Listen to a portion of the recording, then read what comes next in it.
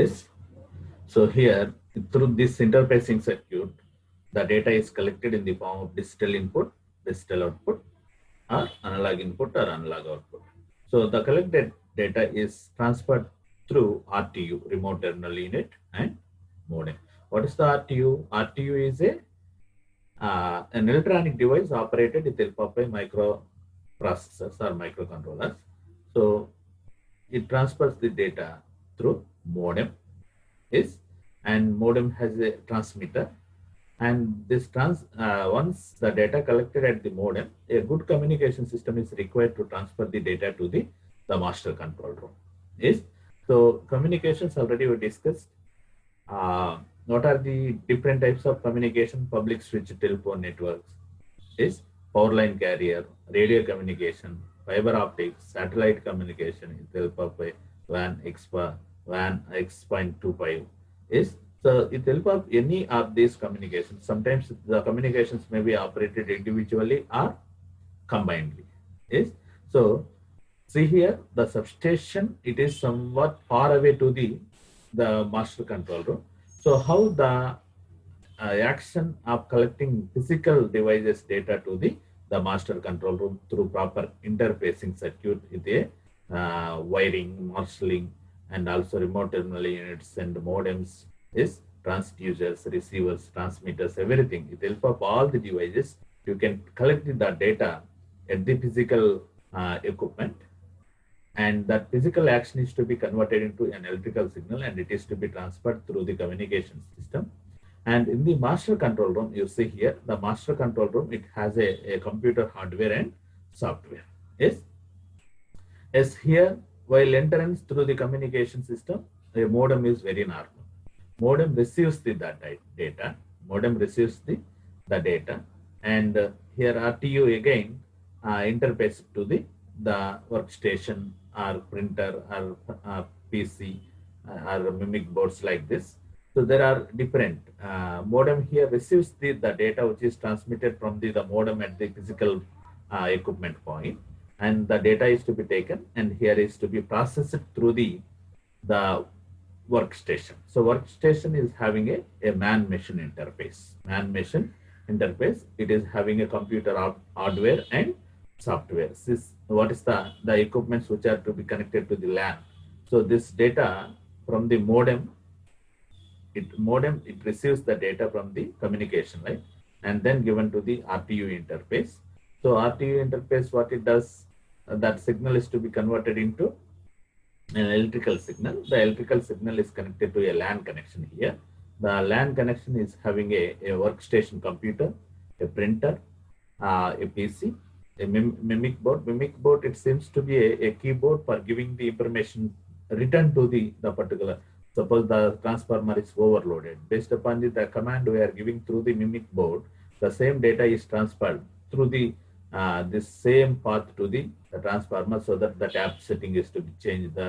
Like that, the breaker on and off is to be possible. Everything, it is the two-way communication. Yes, plotter. So record the load at any time through the plotters or measuring instruments, studio projector, and line recorder. So all the components, digital displays. This is the metering.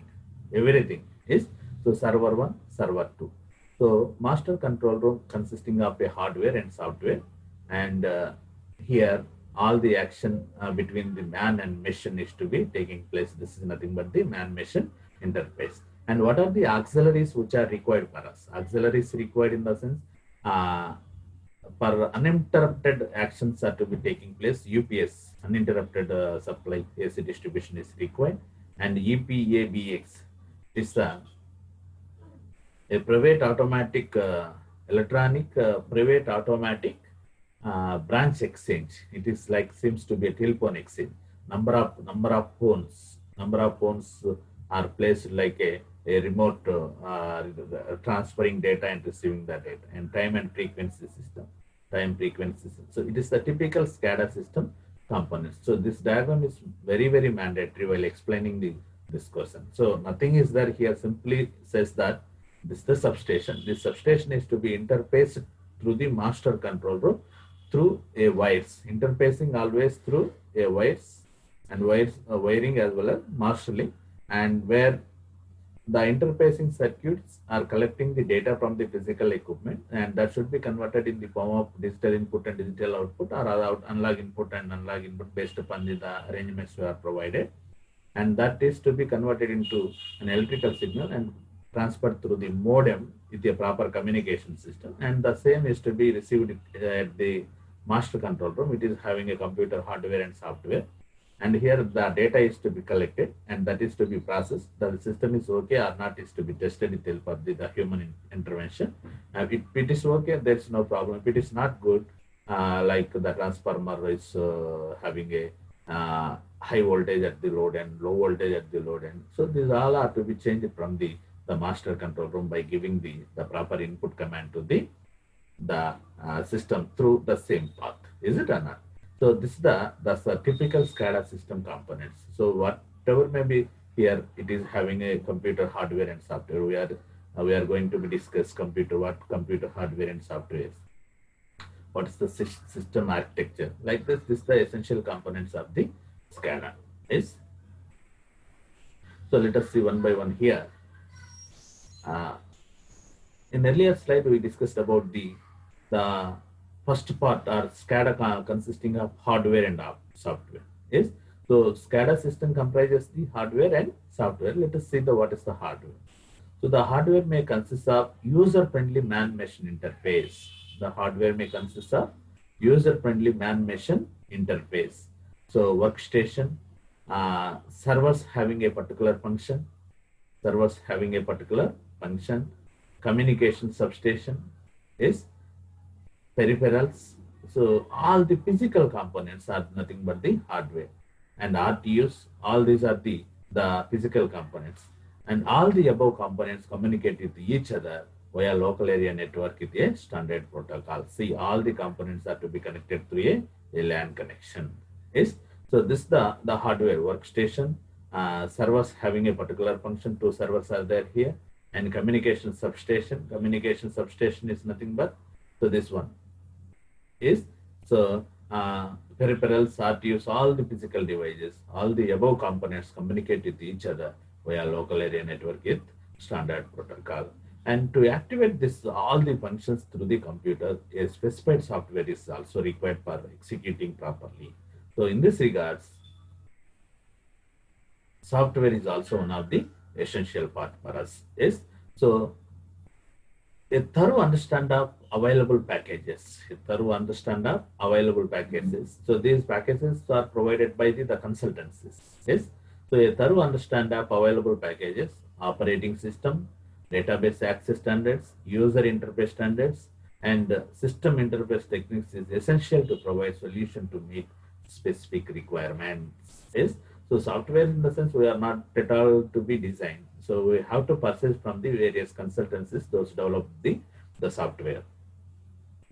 Generally expressed, in-house groups or external services are capable of maintaining and enhancing application programs for distribution automation, such as for SCADA, automated mapping, facilities management, geographical information service, system, and consumer information system, etc.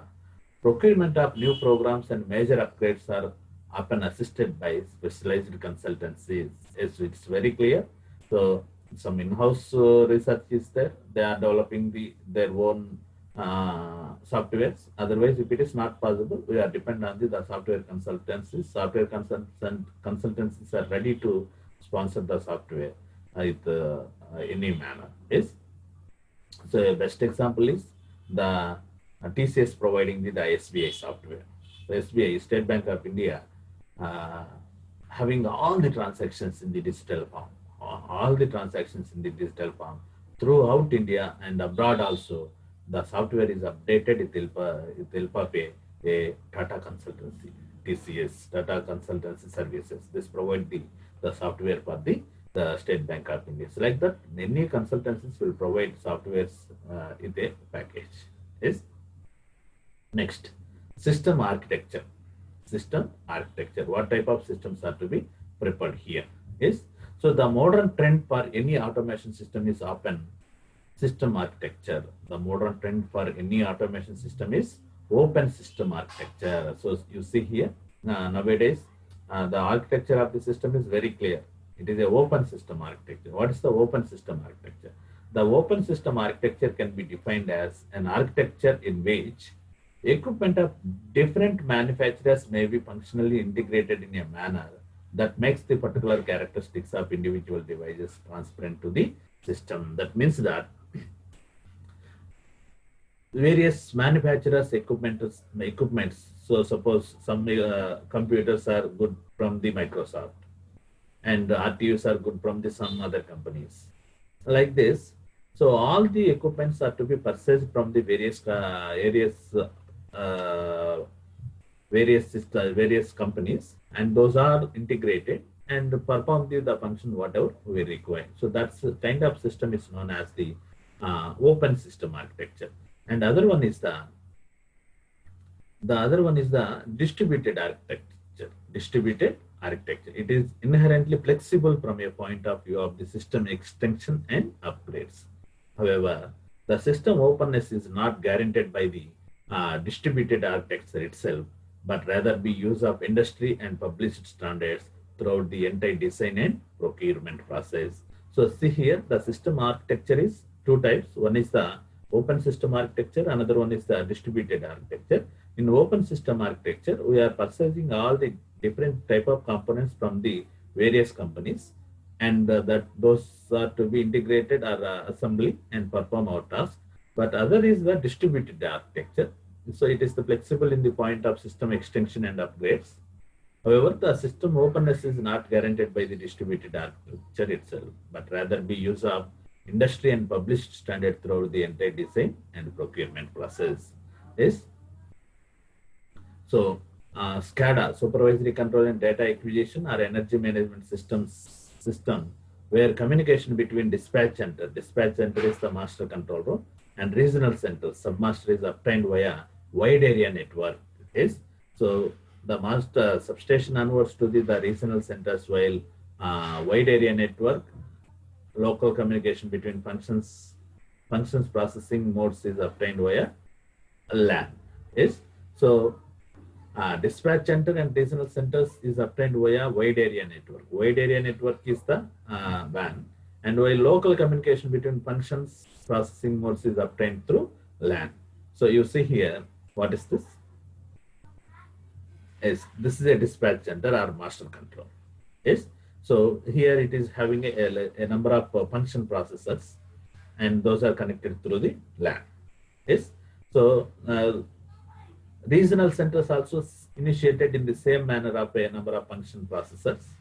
So these are interfaced to the dispatch center. Regional centers are to be interfaced through the wide area network. Yes. So there are under one dispatch center and one master control, there are number of dispatch centers. Regional centers. The dispatch center is the master control, and there onwards, number of regional centers are there.